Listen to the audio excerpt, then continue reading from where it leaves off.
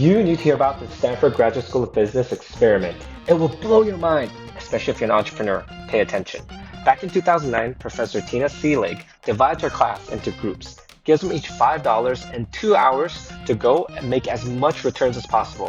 And then they were going to go back to their classroom and make a brief presentation about their experience. The results were extremely interesting. Most people actually went, used the $5 to buy something of value and bartered it, uptraded it something of higher value. So very linear thinking, very logical, very sensible. However, these groups did not finish first. There were a second group of people. They entirely ignored the $5. They went and found something of high value that people just couldn't buy. For example, restaurant reservations at hot restaurants in town. They went all over campus and offered their services up for $1.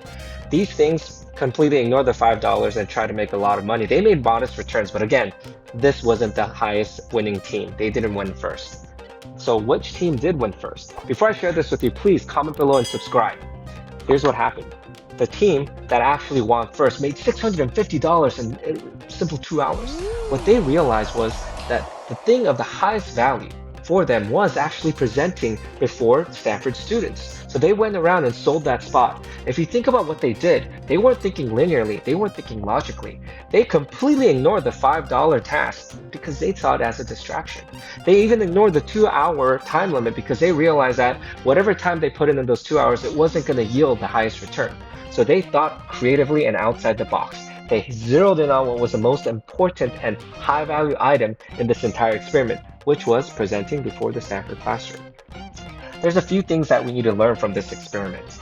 There are 3 big takeaways. Number 1, whenever you are faced with a problem or a challenge, identify what is a distraction and filter it out. $5 here was a distraction. Boom, gone.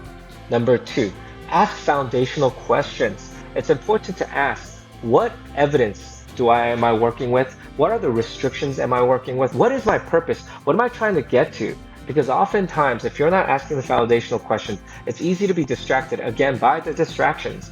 And number 3, look, when the rest of the competition and when everyone else is thinking linearly, logically, you don't want to think that way. To win, you want to actually think non-linearly, creatively, and you want to think asymmetrically. I hope this was helpful, guys. Stanford experiment, go look it up, subscribe again. I'll talk to you later.